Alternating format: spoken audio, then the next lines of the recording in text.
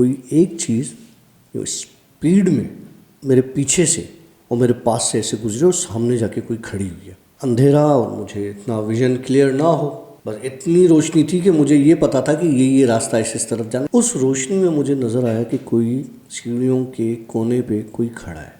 इस सारे मामले में मुझे इतनी देर हो गई थी कि मुझे पता नहीं चला कि वहाँ कैंप वाले मेरा इंतज़ार कर रहे हैं और ऐसा लग रहा था ये मिनटों का खेल चल रहा है। मैं उस सीढ़ियों से जब उस चीज़ के पास से गुजरा, मैं वहाँ पे उसको देख के ना मेरे हाथों से बाल्टियाँ गिरी और चक्कर से आया और वहीं पे मैं बैठ गया। उसने जब मेरी तरफ हाथ बढ़ाया तो मुझे ऐसा लग रहा था आशी, जैसे नहीं साए में कोई आप हाथ करो तो हाथ बड़ा हो जाता है, तो उसका हाथ जैसे आ रहा था तो मुझे लग रहा था उसका हाथ और मेरा जिस्म, उसकी जो स्किन थी वो उस तरह की थी कि उसकी स्किन पे बाकायदा यूँ स्पाइक्स वाले यूँ काटे थे जो मेरी तरफ। अब मुझे ये डर लग रहा था। मैं आज गया, मैंने ज़ोर ज़ोर से दुआएं जो स्कूल में ही पढ़ाते थे, आयतें सिखाते थे इस्लामियात वाले, वही पढ़ना शुरू की। तो वो वहाँ पे उसी जानवर की शक्ल में हुई, ऐसे एक बैंड हुई, वो दीवार में जाके वो चीज़ गायब। मैंने सामान उठाया, कुछ छोड़ा, भागा टोनी की तरफ। कैंप में जाके टोनी को बताया और रोया। टोनी ने बोला क्या हुआ। मैंने कहा टोनी ये हुआ। स्कूल की रेपो का भी सवाल होता है कहीं। टोनी ने बोला चुप, किसी से बात नहीं करना, खबरदार किसी से बात नहीं।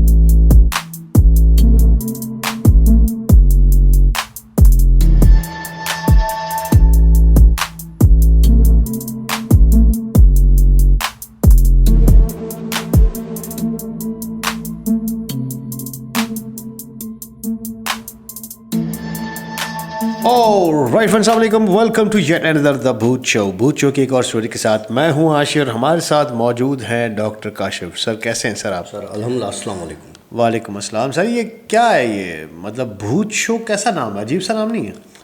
बदल देते हैं इसको। बदल दें? मतलब हमने तो रखना चाहिए जिन शो। देखो, जिन, भूत, प्रेत, आत्माएं, चुड़ैलें, डायने सब आपस में भाई बहन है, तो चलता रहता है। चलो फिर चलने देते हैं इसको भी, स्टोरी पे चलते हैं। और अभी हमने थोड़ी देर में लाइव भी आना है। हाँ, 9 बजे लाइव आना इंशाल्लाह भूत शो पर। बिल्कुल तो भूत शो। अच्छा जी, कहानी सुनाता हूँ मैं आपको अपने स्कूल की। और तुम्हें याद है कि हम स्कूल में हम कैंपिंग किया करते थे। हाँ बिल्कुल। हमारे स्कूल के जो है वो दो ग्राउंड हुआ करते थे। एक बहुत बड़ा ग्राउंड हुआ करता था जिसमें हम रेसेस में खेलते थे, कूदते थे, और फिर ब्रेक में और एक छोटा ग्राउंड होता था। उस छोटे ग्राउंड में जो स्काउट्स होते थे, मैं स्काउट्स में हुआ करता था और मेरा जो ग्रुप हुआ करता था वो रैम हुआ करता था। तो वहाँ पर जो हमारा एक टीचर हुआ करता था टोनी, याद होगा आपको। यार ये स्टोरी सुना तो नहीं चुका? नहीं, मैंने नहीं सुनाई ये स्टोरी, ये दूसरी है। तो वो मुझे याद है जो मैंने सुनाई है, वॉशरूम साइड वाली, और ये वो वाली नहीं है, ये दूसरा किस्सा है। तो वो छोटा ग्राउंड हुआ करता था। अच्छा, छोटे ग्राउंड से 2 दरवाजे निकलते थे। एक दरवाज़ा जाता था गर्ल्स स्कूल सेंट मैरीज की तरफ, एक दरवाज़ा जाता था चर्च की तरफ। छोटा दरवाज़ा हुआ करता था और एक कोने पर एक कैंटीन छोटी सी बनी हुई होती थी जहाँ से हम खाना वाना खाते थे। अच्छा जी, किस्सा ये है कि दोपहर में, अब वो फ्राइडे बीच में कुछ दिन के लिए, कुछ सालों के लिए ऑफ हुआ, फिर वही संडे वाला रूटीन चला। तो हम नए सैटरडे हाफ डे और संडे के रूटीन में फुल डे में ऑफ स्टार्ट हुआ था हमारा। तो होता ये था कि जी सैटरडे की शाम को हम हॉकी वॉकी खेलते थे और फिर हम वहाँ पे रूटीन के हिसाब से कैंप करते थे। सैटरडेज़ को संडे की नाइट होती थी, दूसरे दिन संडे होता था। तो हुआ ये कि जी सैटरडे को स्कूल गए। स्कूल आपको पता है बोनावेंचर एक बहुत पुराना स्कूल है और अब मतलब उसकी आप तारीख देख ले तो पता नहीं, बड़े बड़े मिनिस्टर्स भी उससे पढ़ के निकले हुए हैं। बहुत पुराना स्कूल है। तो जनाब हम नॉर्मल क्लास हमने अटेंड की और ऑफ टाइम हुआ। ऑफ टाइम के बाद होता ये था कि जी जिनके घर करीब हुआ करते थे वो तो चले जाया करते थे घरों को अपने, और चेंज वेंज करके और इस तरह से वापस आ जाया करते थे। बाकी नहीं तो हमारे पास स्काउट्स का एक रूम क्या एक सेक्शन होता था, एक डिपार्टमेंट होता था अलग से, और वहाँ पे सारी चीज़ें होती थी। मतलब आप वहाँ पे आपके चेंजिंग रूम होते थे, वहाँ पे आपके कबर्ड होते थे वहाँ पे, तो आप अपनी सारी चीज़ें वहाँ पे रखते थे। वो ऐसे होता था कि जी एक क्लासेस के ऊपर एक एक पोर्शन हुआ करता था, उसमें एक पोर्शन पे जो है वो बैंड का सेक्शन होता था, और बैंड के नीचे ही थोड़ा सा आगे जाके नीचे की तरफ बड़ा स्काउट का एक हॉल हुआ करता था, और उधर सारी चीज़ें होती थी। कैंप थी रात को, तो मैं घर नहीं गया। मैंने कहा यार मैं उधर ही चला जाता हूँ, क्योंकि वहाँ पर हमने यूनिफॉर्म पहनना होता था स्काउट्स का, तो वो भी मेरा उधर पड़ा हुआ होता था। वो उस वक्त आशी बिल्कुल खाली था। ये मैं बता रहा हूँ, जब स्कूल ऑफ हुआ वो बिल्कुल खाली था। मतलब क्या हॉल खाली था, जहाँ पे हमारे कबर्ड और स्काउट्स के सामान और रोप्स और टेंट्स वो सारी चीज़ें होते थे ना, तो वो बिल्कुल खाली था। तो मैंने टोनी से इजाज़त ली। मैंने कहा सर मैं जाऊँगा स्काउट्स रूम में और मैं वहाँ आऊँगा, फिर मैं शाम में ही वहाँ से। बोला अच्छा अच्छा ठीक है ओके। तो ये सब चले गए अपने अपने घरों को। अच्छा, वहाँ पे गर्ल्स हॉस्टल भी हुआ करती थी मेरीज़ की, बोनावेंचर के अंदर ही, तो उसी की लाइन में आगे स्काउट्स का वो होता था। तो मैं चला गया अंदर अपने हॉल में, उधर मैंने अपने कबर्ड खोला, उसमें से अपना ट्राउज़र और टी शर्ट वगैरह निकाली, वो पहनी। अच्छा, मुझे ऐसा फील हुआ कि उस स्काउट्स हॉल में कोई घूम रहा है, किसी के चलने की आवाज़ है। तो मुझे ऐसा लगा कि शायद कि कोई और स्काउट होगा, या उस तरफ बैंड के टीचर, याद है तुम्हें एक बैंड वाले काले से टीचर हुआ करते थे, जो नाम उनका मुझे याद नहीं, जो एक वो तूताड़ी भी बजाया करते थे। अच्छा, मुझे गालबन याद तुम्हें नहीं याद नहीं है? एक तो सर शफीक हुआ करते थे, वो ना तो पीटी पीटी वाले थे, हाँ। नहीं, एक बैंड वाले दूसरे हुआ करते थे। खैर मुझे लगा कि वो है, क्योंकि मैंने उसके पास जाके फ्लूट सीखने की बड़ी कोशिश की। अच्छा, ट्रम्प सीखने की कोशिश की, तो ट्रम्प में मुझे वो ना एक ही साउंड निकालने के लिए देता था, सी, तो वो सी मुझसे निकलता नहीं था। तो मैंने कहा भाड़ में जाओ, मैंने नहीं सीखना। खैर, तो मैं उस हॉल में मुझे फील हुआ कि यार कोई चल रहा है। तो मैंने देखा, मैंने कहा यार हो सकता है कि उस तरफ बैंड का टीचर हो, कोई और स्टूडेंट हो, कोई स्काउट हो, कोई ना कोई हो सकता है। मैंने इग्नोर कर दिया। मैंने अपने कपड़े वपड़े चेंज किए। वहाँ पे टेंट और इस तरह की चीज़ें रोल पड़ी हुई साइड पर रखते थे, एक कॉर्नर पर कारपेट बिछा हुआ होता था। मैंने शूज़ उतारे और उस रोल किए हुए टेंट पर गर्दन रखी और मैं टांगे सीधी करके लेट गया।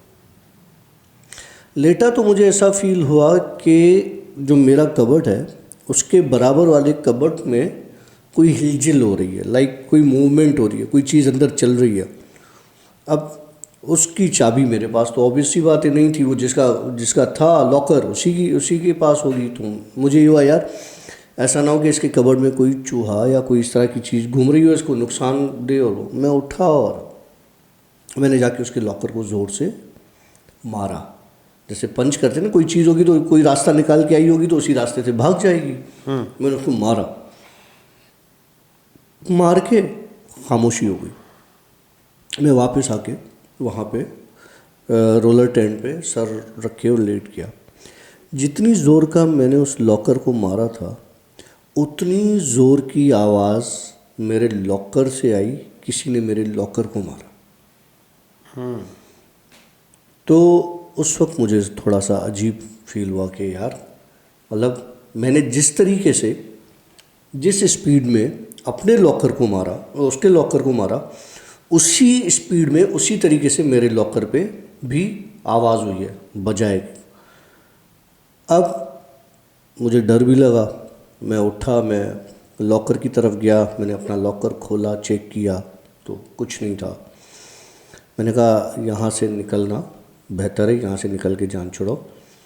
मैं स्काउट्स रूम छोड़ा, बैंड सेक्शन में आ गया, जहाँ पे बैंड रूम हो। तो उनके बड़े बड़े ना संदूकचे पड़े हुए होते थे, उसमें म्यूज़िकल इंस्ट्रूमेंट्स पड़े होते थे, ड्रम पड़े होते थे, ये सारी चीज़ें। तो मुझे ऐसे ही टाइम पास तो करना था। अब मैं अगर स्कूल में बाहर निकल के जाता तो सन्नाटा, कोई भी नहीं होता स्कूल में। तो मैं बैंड सेक्शन में बैठ के और ड्रम स्टिक्स उठाई, और वो बड़े बेस ड्रम्स हुआ करते थे जो हम लोग जो है ना असेंबली में ज़्यादा तौर पे बजाते थे, और फिर स्नेयर्स होते थे तो उनकी स्टिक्स होती थी, तो उस तरह से। तो मैंने बेटा स्टिक्स उठाई और स्नेयर्स को बजाना शुरू कर दिया, टक टक टर टक टक इस तरह से ना बजा रहा था। अच्छा, हार्डली मुझे 5 मिनट या 10 मिनट ऐसे हुए होंगे कि मैं उनसे प्ले कर रहा हूँ, उनको बजा रहा हूँ। तो मुझे ऐसा फील हुआ कि जो बेस ड्रम जो पीछे की साइड पे कहीं पे इस तरह से पड़ा हुआ था, वो आहिस्ता आहिस्ता उसकी आवाज़ आ रही है। जैसे मैं कोई म्यूज़िक बजा रहा हूँ तो पीछे से उसमें से आवाज़ आ रही है, धम धम धम धम। अब पहले मुझे लगा कि यार हो सकता है मेरा वहम हो ना, कि अकेला हूँ, साउंड वाइब्रेट कर रहा हो हॉल में, और बहुत म्यूज़िक हॉल बहुत बड़ा हुआ होता था, म्यूज़िक रूम भी बहुत बड़ा हुआ करता था। तो मैंने उसको स्नेयर को फिर बजाना शुरू किया। फिर मुझे बहुत माइनर सी बेस के बजने की आवाज़ आई, बेस ड्रम के बजने की आवाज़ आई। अब मैंने सोचा कि मैं अब अपना सारा ध्यान स्नेयर की जगह में लगाता हूँ बेस ड्रम में, ताकि मुझे पता चले कि ये आवाज़ वाकई में है या मेरा वहम है, क्योंकि 2 बार मैं ये सुन चुका था। मैंने उसको आहिस्ता आहिस्ता उसकी स्पीड बढ़ाई और तेज़ बजाना शुरू किया। मैंने जितना ही तेज़ बजाया उतना ही तेज़ पीछे से बेस ड्रम बजा, और वो 2 बार बजा, धम धम, जैसे किसी ने गुस्से में बेस ड्रम पे मारा हो। अच्छा, ये हुआ, मैं उठा, मैंने बेस ड्रम की तरफ देखा तो बेस ड्रम की स्किन फट चुकी थी। अच्छा, अब मुझे यकीन हो गया कि यार जिसको मैंने लॉकर पे मारा उसी ने मेरे लॉकर पे दोबारा मारा। मैं बैंड रूम में आया, बैंड रूम में मैंने स्नेयर बजाया तो उसने बेस बजाया, मैंने ज़ोर से बजाया, उसने बेस फाड़ दिया। मैंने कहा यार ये तो सीधा सीधा केस मेरे ऊपर बन रहा है। कल परसों अगर पूछेंगे कि भाई किसने फाड़ा, तो वो अच्छा, वो बेसिकली ऊँट की चर्बी से बनता है, स्किन से बनता है ना। मैंने कहा ये तो महंगा है अच्छा खासा, और ये तो मेरे गले फाइन पड़ जाएगी। तो मैंने किया, मैंने क्या किया, वहाँ से डर के और वो चीज़ें वहीं पे रख के मैं वहाँ से भाग गया, स्कूल में आ गया। स्कूल में आके पूरा स्कूल खाली, सन्नाटा, सिर्फ स्वीपर 2-4, एक कहीं पे कोने में सफाई कर रहा है, कहीं पे।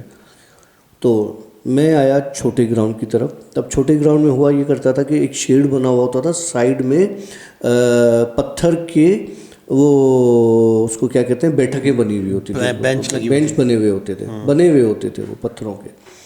तो मैं टांगे जो है ना उथाल के उधर और उसे बैठ गया उधर ना। तो एक स्वीपर आया मेरे पास कि मुझे कहने लगा कि तुम गए नहीं हो घर।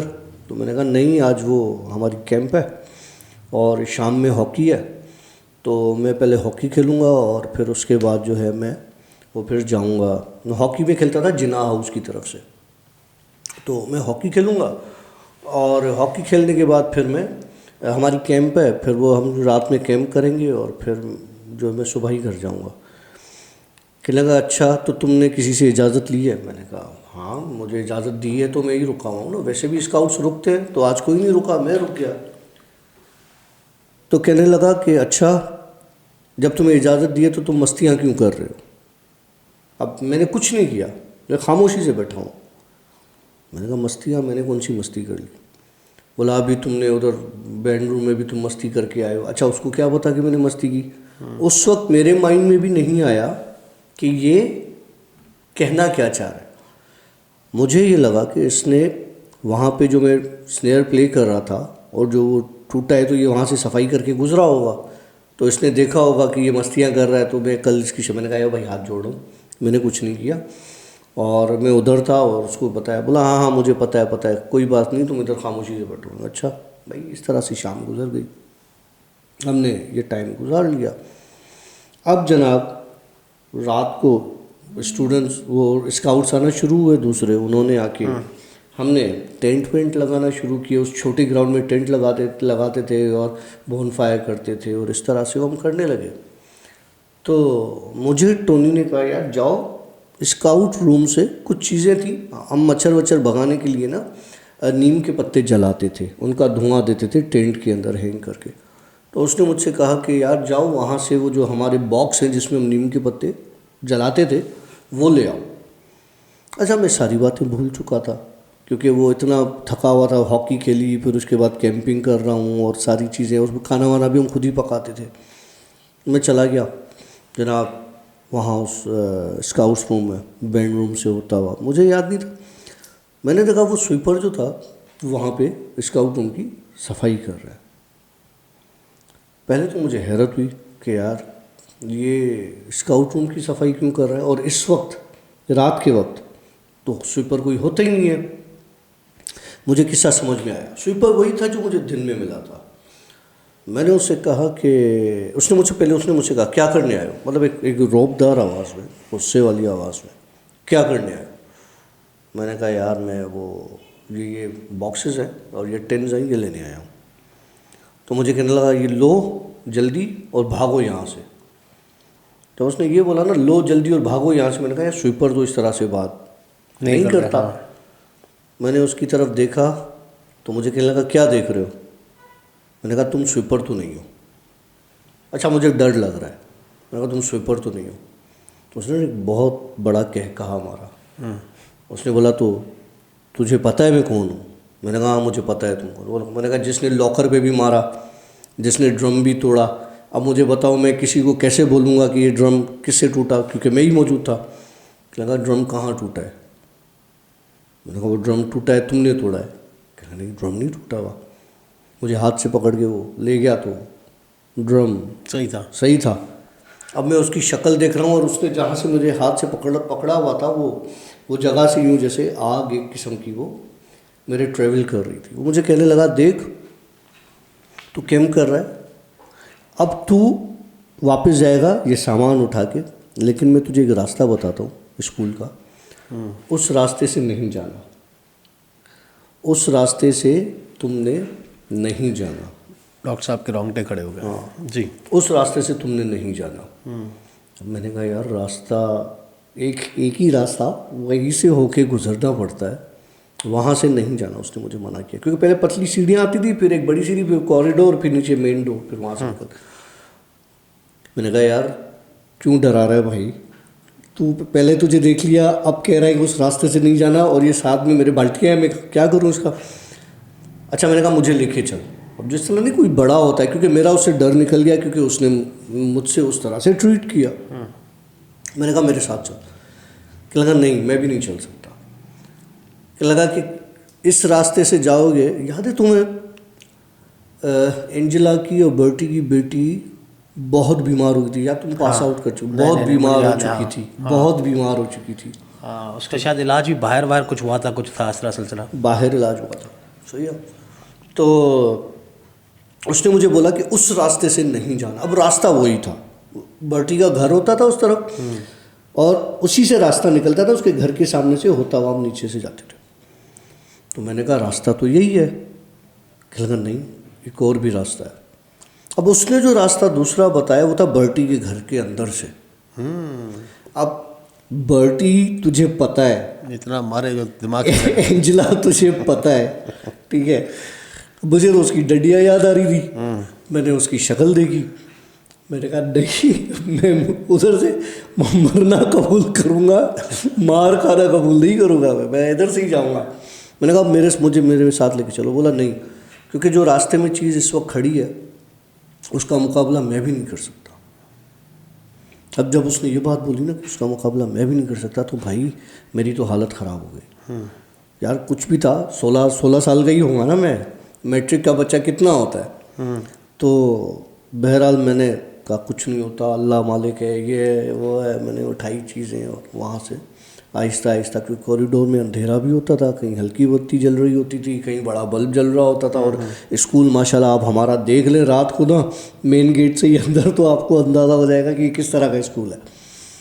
जनाब मैं उस रास्ते से निकला तो मुझे ऐसा फील हुआ कि मेरे पीछे कोई आ रहा है। मुझे लगा कि यही बंदा है जो मेरे पीछे चलता हुआ आ रहा है, मुझे प्रोटेक्शन दे रहा है। स्कूल की एक जगह पहुंचा जहाँ पे बिल्कुल अंधेरा था और वहाँ से सीढ़ियाँ उतरनी थी मैंने। तो मुझे ऐसा फील हुआ कि कोई एक चीज़ जो स्पीड में मेरे पास से गुजरी है, मेरे पीछे से और मेरे पास से ऐसे गुजरी और सामने जाके कोई खड़ी हुई है। अंधेरा और मुझे इतना विजन क्लियर ना हो, बस इतनी रोशनी थी कि मुझे ये पता था कि ये रास्ता इस तरफ जाना। जैसे नहीं नीचे फ्लोर पे लाइट जल रही हो और उसकी हल्की सी धीमी सी रोशनी आ रही हो, आपको पता हो कि जी ये ऐसे ऐसे जगह। उस रोशनी में मुझे नज़र आया कि कोई सीढ़ियों के कोने पे कोई खड़ा है। अब मुझे ये अंदाज़ा नहीं हो रहा था कि सीढ़ियों के कोने पर कौन खड़ा है। इस सारे मामले में मुझे इतनी देर हो गई थी कि मुझे पता नहीं चला कि वहाँ कैंप वाले मेरा इंतज़ार कर रहे हैं, नहीं कर रहे, और ऐसा लग रहा था ये मिनटों का खेल चल रहा है, मिनटों का। जनाब, मैं उस सीढ़ियों से जब उस चीज़ के पास से गुज़रा, उस चीज़ की तरफ मुझे देखने की हिम्मत नहीं हो रही थी, लेकिन क्योंकि मुझे वहाँ से गुज़रना था। वो एक औरत थी आशी, और वो औरत वहीं की थी जो उस टाइम पर निकलती थी। उसको बटी की बेटी ने भी देखा हुआ था। अच्छा। वो जो उसके बाद उसकी तबीयत ख़राब हुई थी। भाई, मैं वहाँ पे उसको देख के ना, मेरे हाथों से बाल्टियाँ गिरी और चक्कर से आया, और वहीं पे मैं बैठ गया। जब बैठ गया तो लिटरली उसने जब मेरी तरफ हाथ बढ़ाया तो मुझे ऐसा लग रहा था आशी कि उसका हाथ और मेरा आधा जिस्म, जैसे नहीं साए में कोई आप हाथ करो तो हाथ बड़ा हो जाता है, तो उसका हाथ जैसे आ रहा था तो मुझे लग रहा था उसका हाथ और मेरा जिस्म। और वो औरत के हाथों में सेहड़ जानवर देखा है? खरगोश? सेहड़ सेह जिसको कांटे होते हैं। हाँ, ओके। ठीक है। उसके हाथ जब आ रहे थे तो उसकी जो स्किन थी वो उस तरह की थी कि उसकी स्किन पे बाकायदा यूँ स्पाइक्स वाले यूँ कांटे थे जो मेरी तरफ। अब मुझे ये डर लग रहा था, मैं आज गया। मैंने ज़ोर ज़ोर से अल्लाह को याद किया, दुआएं जो स्कूल में ही पढ़ाते थे, आयतें सिखाते थे इस्लामियात वाले, वही पढ़ना शुरू की। तो वो वहाँ पे उसी जानवर की शक्ल में हुई, ऐसे एक बैंड हुई, वो दीवार में जाके वो चीज़ गायब। ओके। मैंने सामान उठाया कुछ छोड़ा, भागा टोनी की तरफ। कैंप में जाके टोनी को बताया और रोया। टोनी ने बोला क्या हुआ? मैंने कहा टोनी ये हुआ। टोनी ने बोला तू झूठ बोल रहा है, तू ऐसा हो ही नहीं सकता। अरे मैंने कहा वैसा हुआ है भाई, मैं बता रहा हूँ, मेरी तबीयत देखो, मेरी हालात देखो, उधर चीज़ें ये हैं, उधर ये हुआ। स्कूल की रेपो का भी सवाल होता है कहीं। टोनी ने बोला चुप, किसी से बात नहीं करना, ख़बरदार किसी से बात की। मैंने कहा अच्छा मैं नहीं करूँगा, लेकिन भाई मैं घर जाऊँगा, मुझे घर चढ़वाओ, मैं नहीं सोऊंगा यहाँ पर। कहला कुछ नहीं है। टोनी ने बड़ा बहलाया। फिर उसने एक दो हमारे सीनियर्स जो पहले बाहर से आते थे, इमरान शिमरान जो इस तरह के लोग थे, वो साथ बैठा, खाना वाना खाया हमने, मुझे थोड़ा सा चिल किया, बोतलें पिलाएंगे वो। अच्छा, कहीं ना कहीं टोनी को डर तो था, क्योंकि मैंने जो बताई थी चीज़, और ना चाहते हुए भी टोनी को उसको एक्सेप्ट करना था, लेकिन वो नहीं कर रहा था। ठीक है। टोनी ने मुझसे कहा कि अच्छा एक काम कर कि देख, मैं तुझे बताता हूँ, कुछ भी नहीं है। मैं तेरे साथ चलता हूँ, और देख इस वक्त ये टाइम हो रहा है, मैं तेरे साथ चलता हूँ और हम जाएंगे और हम वापस आएंगे। मैंने कहा ठीक है, सही है।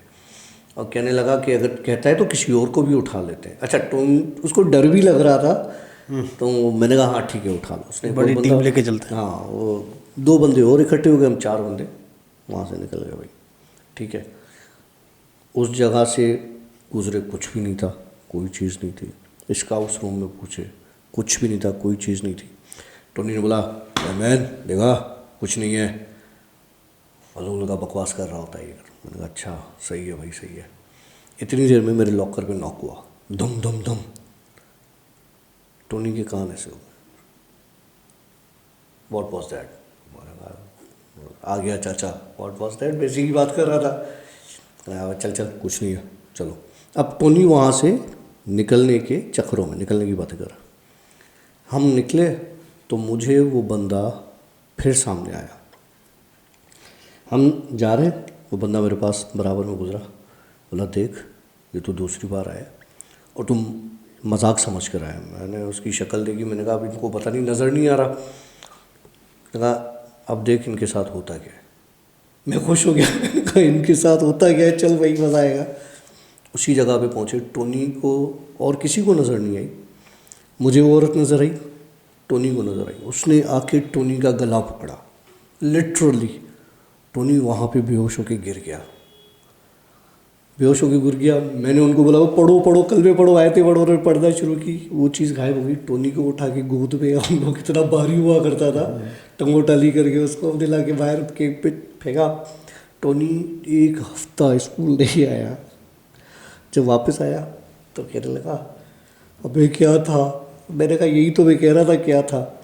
खैर उसके बाद वो चीज़ उस वहाँ के प्रिंसिपल की बेटी को नज़र आई। फिर वो उसकी तबीयत बहुत ख़राब हुई, उसको रोज़ नज़र आने लगी। फिर उसको अमेरिका भेज दिया था इलाज के लिए। फिर वो वहाँ से इलाज करके फिर वापस नहीं आई। फिर वो वहीं पे उसकी शादी हुई, वो वहीं पे रह गई। फिर उनके कुत्ते मर गए, 2 कुत्ते हुआ करते थे वहीं पे उसी जगह बेटी पे। का गालिबन बेटा भी, उसकी भी डेथ हो गई बेटे की बीमारी इसी में। बीमारी में डेथ हुई थी। तो उस जगह पर बर्टी और एंजेला सेफ रहे। बाकी उनके फैमिली के मेंबर जो थे वो बीमारी में ही गए दोनों। उसको ब्रेन ट्यूमर हो गया था बेटे को गालिबन वहीं पर। मुझे कंफर्म नहीं है। हाँ, और बेटी का भी कोई इस तरह का कोई कैंसर का मसला हो गया था। तो स्कूल्स इस तरह के जो बहुत पुराने होते हैं, सारे नहीं, वो हम अपने बच्चों की बातों को मानते नहीं हैं, हॉन्टेड होते हैं और चीज़ें होती हैं। अगर आपसे आपका बच्चा कहता है कि जी हमारे स्कूल में कुछ इस तरह की, जैसे एक बंदे ने अपनी बेटी का मुझसे वाक़या शेयर किया कि यार मेरी बेटी जो है डॉक्टर काशिफ, वो स्कूल से जब वापस आती है तो मुझे कहती है कि बाबा मैं जब अपनी स्कूल में जाके क्लास में बैठती हूँ तो एक स्टूडेंट है हमारे, वो बिल्कुल चुप होती है। टीचर उससे ना कोई सवाल करती है, ना उसकी अटेंडेंस लगती है, ना उसका काम चेक करती है। अच्छा। वो आती है क्लास में हमारे साथ ही, वो एक कॉर्नर पर बेंच में बैठी रहती है। टीचर उसको सामने भी नहीं बुलाती, वो बस वहाँ बैठ के पढ़ती रहती है और टीचर उसे कुछ नहीं कहती, और वो फिर वहीं पर होती है। फिर अब छुट्टी होती है तो चली जाती है।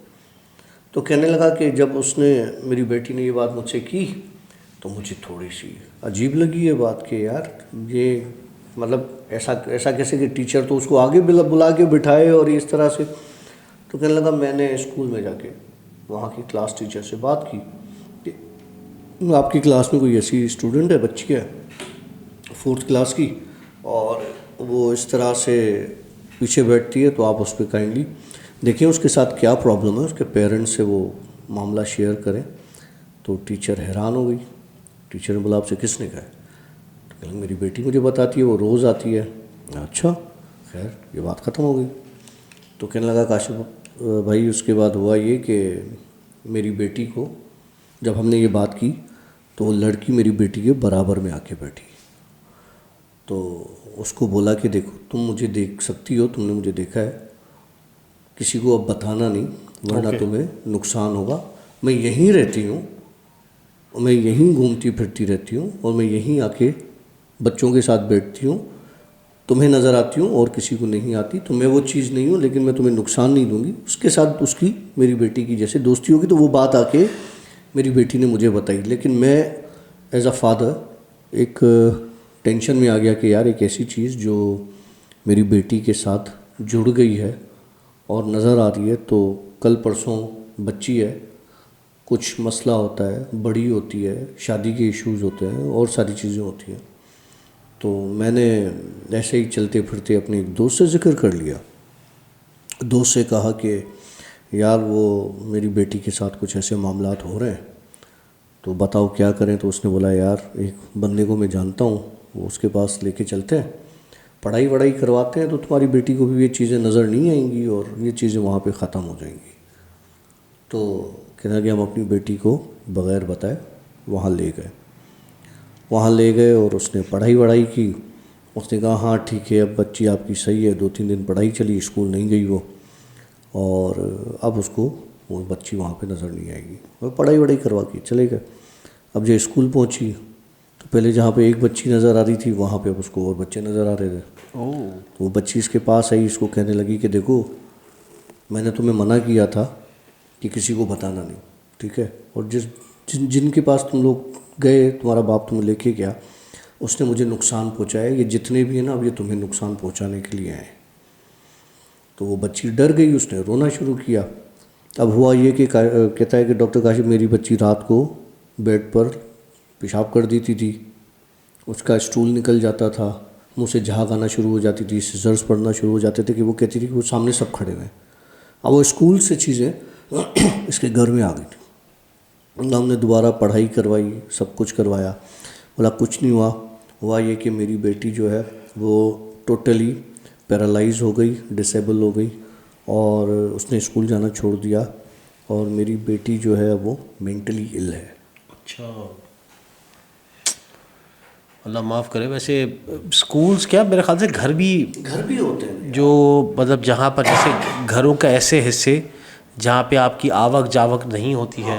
स्टोर रूम्स होते ज़्यादा। हाँ, किस्सा सुना है काफ़ी स्टोर रूम्स का देख लें, या जैसे अब हवादान के लिए गलियाँ हम लोग पीछे छोड़ते हैं तो वो गलियों में भी ज़्यादा आना जाना नहीं होता है, तो वो चीज़ें वहाँ पे शिफ्ट हो जाती हैं। तो ऑफ कोर्स ये चीज़ें यहाँ हैं तो सही। अब वो जो ऐसी जगहें हैं जहाँ पर लोगों का आना जाना कम है या नहीं है बिल्कुल, तो वहाँ पर वो ज़्यादा असर रसूख के साथ होते हैं। खैर, आप लोगों को हमारी ये जो स्टोरी है कैसे लगी है, मुझे प्लीज़ आप कमेंट से बताइए। और दूसरी बात ये कि हम लोग स्टोरी पब्लिश कर रहे हैं सैटरडे नाइट को, ठीक है, और संडे को हम लोग कर रहे हैं लाइव। तो इस स्टोरी को जिसको आप सुनने जा रहे हैं, जिसको भी आप सुन रहे हैं, इस स्टोरी को जैसे आप एंड करेंगे तो इसके बारे में जो भी आपके सवालात हैं, आप नेक्स्ट डे मतलब संडे के दिन जब हम लाइव करते हैं तो इसके आप सवालात संडे को पूछ सकते हैं। क्योंकि बहुत सारी चीज़ें ऐसी होती हैं कि वो आप लोग कमेंट्स में पूछ रहे होते हैं, हम लोग उसका रिप्लाई तो कर रहे होते हैं, लेकिन बहुत सारे कमेंट्स होते हैं तो हम पूरे नहीं पढ़ सकते। तो अगर आप लाइव सेशन में आएंगे संडे के दिन पर तो हम आपके इस ही स्टोरी के हवाले से जो आपके जवाबात होंगे वो हम आपको दे सकते हैं। फ़िलहाल हम लेंगे आप लोगों से इजाज़त, और आज अभी है संडे हमारे पास, तो संडे के दिन हम स्टोरी रिकॉर्ड कर रहे हैं और थोड़ी देर में भी हम लाइव करने जा रहे हैं। तो आप ही लोगों के बहुत सारे सवालात इंशाल्लाह ताला हम अपने लाइव सेशन में शामिल करेंगे। हमारी तरफ से आप लोगों को हम अलविदा कहेंगे यहाँ पर, और इंशाल्लाह मिलेंगे नेक्स्ट वीक। हमारी तरफ से सिया, बाय बाय, अल्लाह हाफ़िज़।